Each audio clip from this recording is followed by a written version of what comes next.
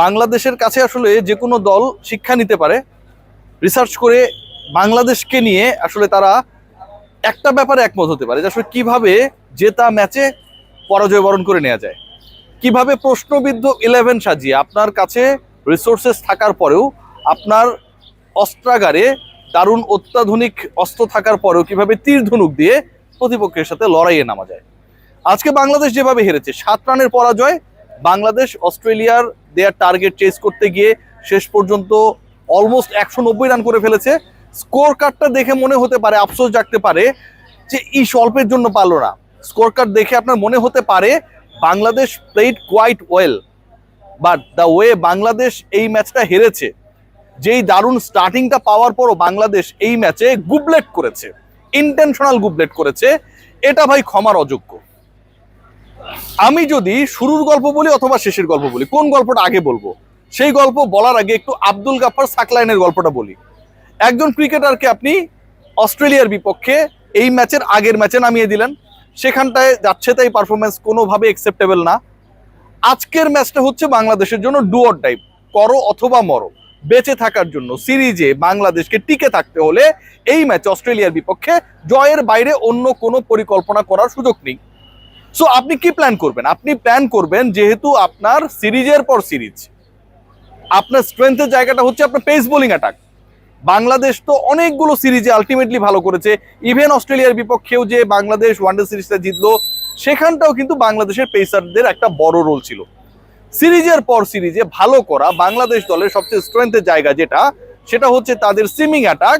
সেই ডিপার্টমেন্টে আপনি ভোতা করে দিয়ে সুইমিং ডিপার্টমেন্টের দুজন ক্রিকেটার শরীফুল এবং তাসকিন, তাদেরকে আপনি বসিয়ে রেখে আপনি আজও খেলিয়ে দিলেন আব্দুল গাফফার সাকলাইনকে। থাকে না যে লিওনেল মেসি, তার বয়স যতই হোক না কেন, তিনি সত্যিকার অর্থে প্রতিদ্বন্দ্বিতাপূর্ণ টুর্নামেন্টগুলোতে খেলেন আর না খেলেন, মেসি ইজ মেসি। মেসিকে আমরা খেলিয়ে দিতেই পারি, মেসি যেখানে যান পারফর্ম করেন। আব্দুল গাফফার সাকলাইন যেন বাংলাদেশ ক্রিকেট বোর্ডের ম্যানেজমেন্টের স্বপ্নে দেখা লিওনেল মেসি, যে তাকে ওই যে গায়েবী স্বপ্ন এসেছে যে সাকলাইনকে খেলিয়ে দেন, পরের ম্যাচে আপনারা জিতে যাবেন, খেলিয়ে দেওয়া হলো। খেলিয়ে দেওয়া নিয়ে আমার কোনো সমস্যা নাই, কিন্তু যখন তাসকিন এবং শরীফুল এই দুজন ক্রিকেটারের কেউই বাংলাদেশের ডু অর ডাই ম্যাচে 4 ওভার বল করতে পারবে না, এরকম একটা সিচুয়েশন, এরকম একটা ওয়ার্কলোড ম্যানেজমেন্ট সামনে চলে আসে, যেটা অবান্তর আমি মনে করি। ঠিক তখন যখন আপনি ডু অর ডাই ম্যাচে সাকলাইনকে খেলিয়ে দেন 4 ওভারে 53 রান 1 উইকেট, ওই উইকেটকে ধরার কোনো মূল্যই নেই। এর থেকে বাজে ডিসিশন, প্রশ্নবিদ্ধ সিদ্ধান্ত আর কি হতে পারে? আজকে যখন বাংলাদেশ জেতার পথে রয়েছে, আমি প্রথমের আলোচনা একটু পরে করব।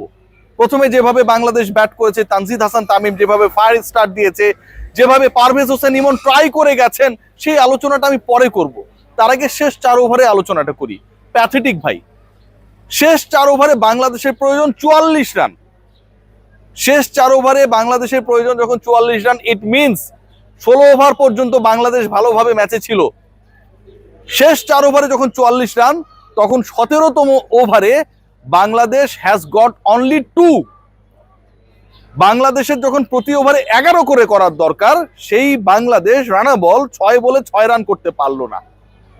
প্রথম দুটো স্লোয়ার, শামীম হোসেন পাটোয়ারি যেখানে বল মারেন বল হারায়া যায়।